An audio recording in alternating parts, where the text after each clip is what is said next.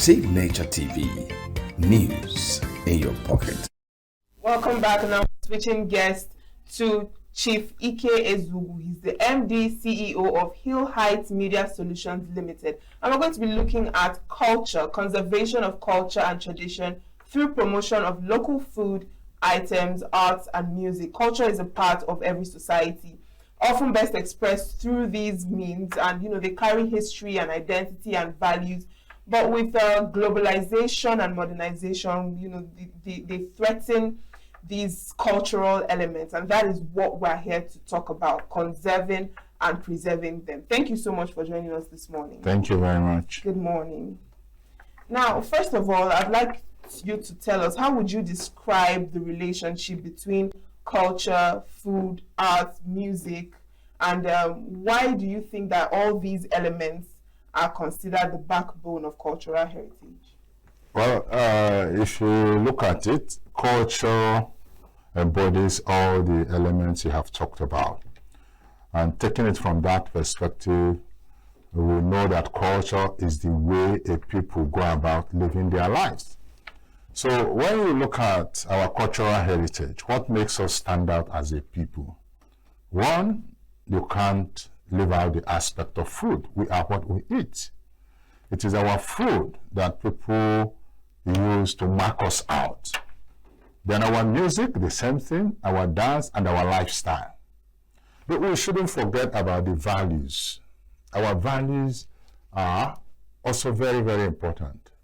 Every set, every group, every traditional group, ethnic group, has something that sets them apart. So looking at culture from that perspective, you see that it's an embodiment of everything at its cultural level, at its roots level. So that is what we look at as a culture. Then thinking about bringing all these things together, you cannot talk about culture without music. You cannot talk about culture without dance. Indigenous dance is not what you call I do hip hop and you say it is Igbo culture. Yes. And you know that the interplay between culture and modernity is very fluid. Culture is dynamic. Yeah. So we cannot rule out the hip hop and modern, what do you call it, Gen Z music and dances and all that. They are still part of our culture because culture keeps evolving. But what we are particular about is the root, because many people don't even know. When you talk about conserving and promoting and doing all that, it starts from you knowing where you are, understanding, communicating the key elements of who we are to people, even to ourselves. When you talk about culture, tourism, they talk about food tourism, and you talk about agro-tourism and all that. How many of us, how many people know what our food is? Our children now talk about Indomie, that is noodles, they talk about pasta, they talk about food drink. Oh, you say, give me, what do you call it? Milkshake and all those things. All these things are part of maybe foreign effect. You call it civilization, but that's not civilization. You can still grow and get civilized along your cultural path. You understand? Yeah. So it is not just about trying to promote, but let us even understand what we are doing. Many of us don't know, I don't know, many of us, people in Enugu, some of them don't even know what Otipi is. They don't know what Achicha is. But ask them about, maybe you call one asparagus or whatever, they will say they know. So we have to start from ourselves. We have to begin to teach ourselves. Let our children know that we have roots. And we look at it from that angle. You also see that when you are doing all this, there are people that are also doing things that will negate what you're doing, things that will spoil what you're doing. If you're telling our people that our food is the best for them, somebody is telling them, no, it is this canned food, it is the best, it's nutritious, and our people are going there, they want to eat food, they want canned food, they want all those things, and the big organizations, the big corporations are in Nigeria. So they won't keep quiet, they will fight you. They want you to eat what they give you. And these are from what science has told us. These are very poisonous things. If you look at what social media is showing us, you see that so many of these countries bring to us what they don't eat because they know they are not good. But how far can you go telling people, when we started the Enugu Food Fest, we have just finished the 3rd edition. We're going to the 4th edition. All of a sudden, you start saying something food fest, that thing food fest. How can you be telling our people about food festival that is not grounded in our food? It is wrong. But nobody will say it. Everybody will keep quiet because these are big corporations. These are big organizations. But the best way to go about some of these things is to look at what you have. It adds to our food. How do you integrate it into our food culture? How do you do that? You begin to look at it. Before, if you go to a big restaurant, you won't see anybody using a hand to eat swallow. You see the guest doing like this. That is, you are not encouraging our culture to grow. So, Enugu Food Fest, it was not an idea of just promoting tourism.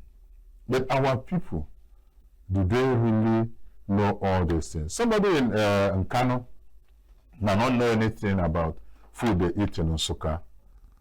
He does not know what they eat in Uji and all that. But Food Fest will bring different delicacies from different parts of the state. Yes. It is a unifying factor. When you come there and music is going on, you see people from different places dancing, enjoying the food and all that.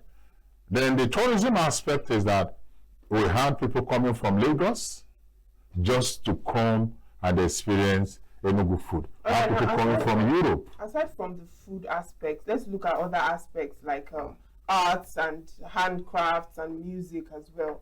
Yeah. What would you say would be the biggest challenges that people in these areas, people that do these arts and handcrafts, face when it comes to promoting, the local arts, music, local arts, and all those stuff? Yes, it's very difficult. Do you understand? Because creative artists in this part of the world, do you understand? They lack motivation, nobody to encourage them. You find out that once in a while you see a breakthrough somewhere because the person either met somebody or there's no institutional support. For our actors, for our dancers, for our drummers and all that, everybody is struggling on his or her own. There is no grants to encourage artists. If you now look at it from dances, we have also a kind of a mindset. I don't know, I won't say it's Christianity that imposed it on us, but our people have this confusion in their mind about what constitutes drama, what constitutes entertainment, and what constitutes ritual. When we held Enugu Food Fest last year, they said no masquerade. We had paid for the venue. The masquerade came to perform. They said, no masquerade. I said, why? He said, the owner of this place is a Christian. He's a born-again Christian. I said, what kind of nonsense is that? So you cannot separate ritual from entertainment. It's still there. Do you understand? Government is not doing so much to encourage the individual artists. But good enough, the present government has done so much in terms of infrastructural development, because we are not using International Conference Center before now. But immediately we set it up, we had to key in. And that place is very, very beautiful. So many people came because they wanted to see the International Conference Center too. So when we look at the music aspect, the dance aspect as a people, we are not doing enough. We are not doing enough to project our traditional dances, our traditional music and all that. For instance, the challenge is that if you want to do a show and you want a troupe from Ngo, to bring them here, it will require going to the village to get the traditional people that will come and do it and all. You want from Moncano, you want from Soka, you do all that. So what we did was that instead of having a particular troupe there, we know the dances from Ode, we know the dances from Soka, we know dances from different parts of Enugu State. And we have professionals. We now engage a professional troupe and say, this is what we want you to showcase. So when it comes to Ikorodo, for instance, we get dancers. I'm a theater art scholar. Do you understand? I know these are the dancers. These are people that when you get them, they are professional dancers. You pay them. Then within the ensemble of that particular feast, they put up something that you like. It's not as easy as going to one village and bring them and they come, they leave. No, we create theater out of it, making sure that different parts of Enugu, different parts of our people's way of life, different parts are put together and reflect the general view of our people. All right, so you made mention of Nigerians being over-civilized, right? But, you know, how do we go beyond Nigeria? How do we portray our cultural heritage beyond local aspect? You know, take it to international aspects, global-wise. How do we push it forward in music, in art, in dance, you know, all the traditions? Yeah. Yes. First, I must say that what we are doing when you talk about Enugu Food Fest is number one thing. Events, festivals. Do you understand? But we're talking generally. Yeah, generally, yeah. That's what I'm saying. Aspect. Yeah. We are now talking about how do you do it. You're talking about methods now. We're talking about how do we push? Yes, take these things to the outside world. You understand? Some, if you look at it, tourism, food tourism, event tourism, and all that. You have inbound and outbound. You understand? You can't, if you want to take a trip to Dubai to go and dance, this and that, good. The Dubai people, United Arab Emirates will not come to your place. If they are coming to your place, they will tell you to go and arrange a road show. They will send 2 or 3 persons to come here and move your people to their place. So we need to reverse it. We will create also very enticing packages in terms of festivals, in terms of events that showcase our culture, showcase our food. So when people come here, we have people from Spain during the last Enugu Food Fest. The lady Princess Wanne Campo that won our award, she came all the way from Spain. Over 3 days or thereabout, 3 countries to get to this place. After it, then plan and go back. That is sacrifice. That is tourism. That is food tourism. Then if you're doing this, you have the media. You ride on the impact of the media. If you go to Google now or anywhere in the world and say Enugu food, they will show you what we're doing. The event is online. Everybody is saying it. What we're talking about now, like your signature TV, you are contributing greatly to the promotion of it because you are taking what we're doing to the outside world. Beyond that, agro-tourism. Government and individuals, people that have passion for our culture, should organize agro tours where you get people to come. Those people like me, I must tell you the truth. I don't know what other rice is like. I've not been there. But these are things that you can organize exhibition, you can organize tour, where people go to these farms, see what they are doing, see the method of cultivation, see the stages. I'm sure if they give you rice that you won't know until they bring it out in eatable form. So these are very important. Then, government should organize shows. Let people know what we're doing. If you look at it, they have, of course, our traditional rulers are doing a lot. EEG, all those things. These are cultural events, you understand. But the problem is, if, for instance, I'm targeting people from America, and they come to Nigeria, and they go to one village square, and say that's where we're doing it. One is that they will say, oh, this environment is not hygienic. There are people around coughing, dust everywhere. They say, oh, very beautiful, they dance, they clap, but they won't eat.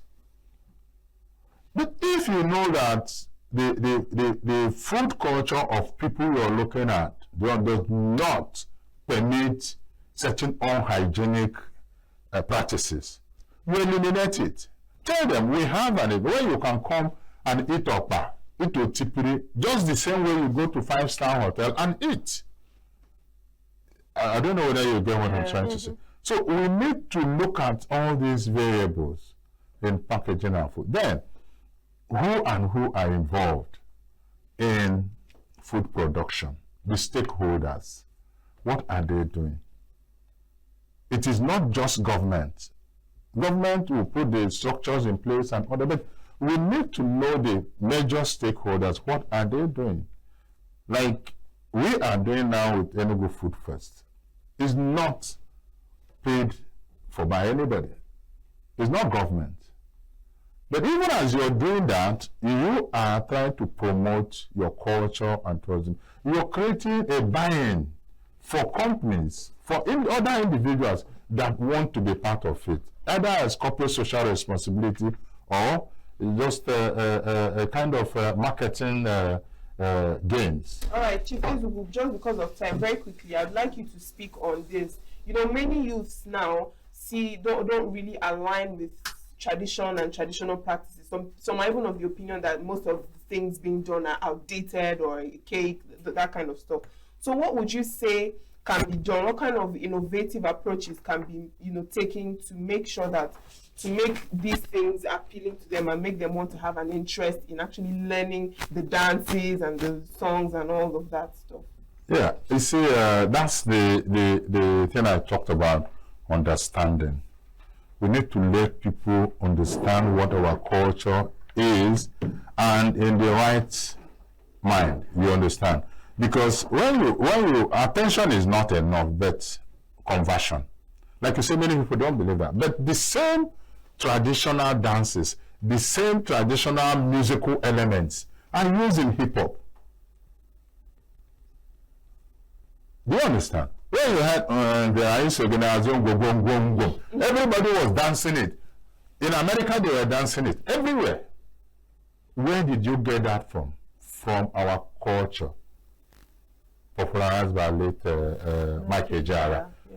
So you look at it, you say, oh, they don't like this, they don't like this. But we are doing it, but because we are doing it in the passing, we have not realized that these are the things we are doing. If you look at it, the cultural elements when people are playing football, somebody scores goal and he's somersault. These are elements from our cultural life, cultural activities. So it is just a question of the right people coming together to say, let us let our people know. If you, assuming you were there at the Enugu Food Fest, you see young people from outside the country, maybe on holiday in Nigeria, and they were dancing.